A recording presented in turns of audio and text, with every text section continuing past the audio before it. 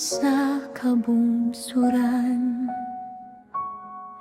Kahayag sa Ginoo nagadanag, sa kamingawa na dunay saad, nga walay katapusan.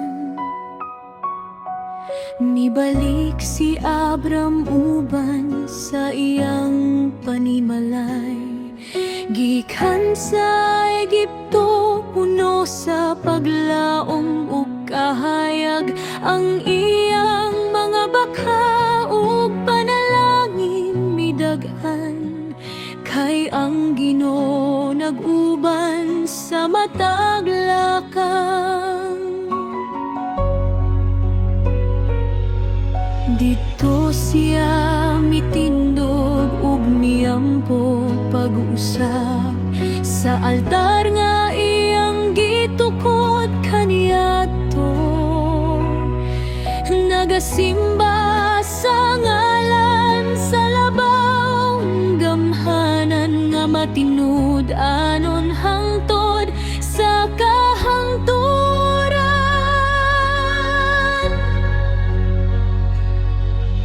Apan ang yuta dili igon nilang duha, ang mga magbalantay nagsugod og panaglalis.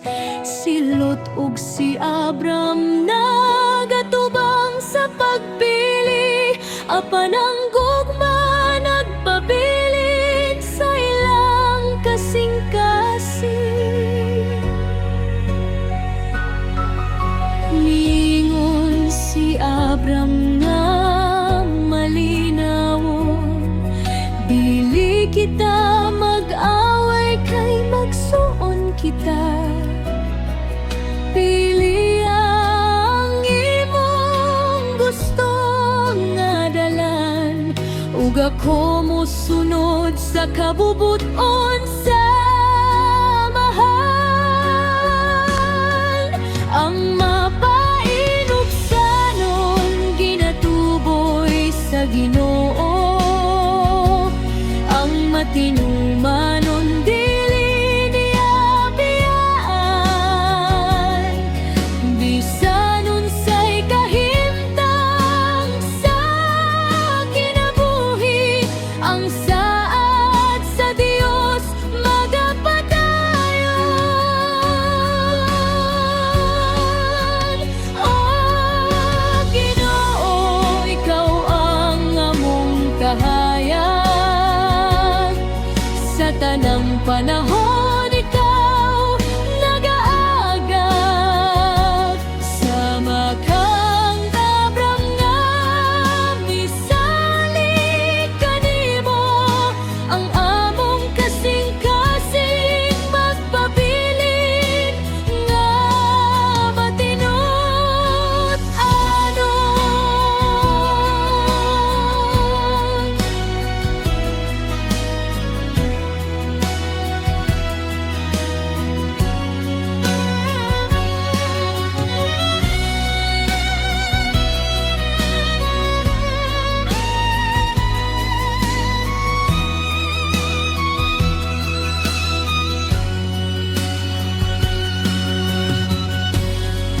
Human bibiyak si Lot sa laing dapit, ang Ginoo misulti kang Abram pag-usap.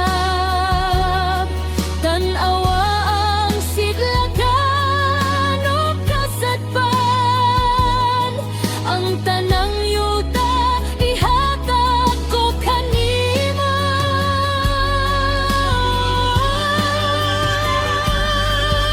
Ang imong kaliwat mo daghan sama sa abog, dili maisip sa tawo sa kalibutan.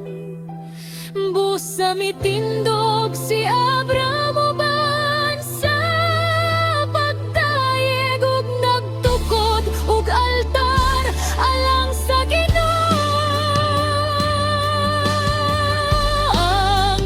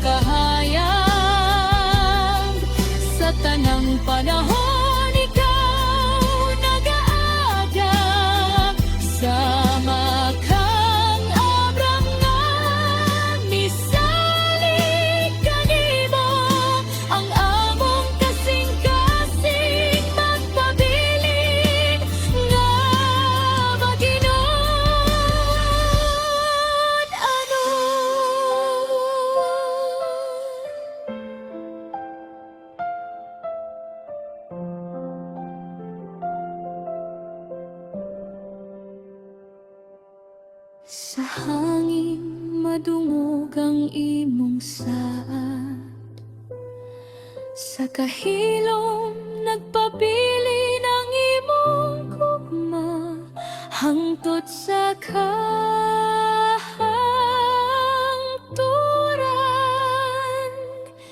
Ikaw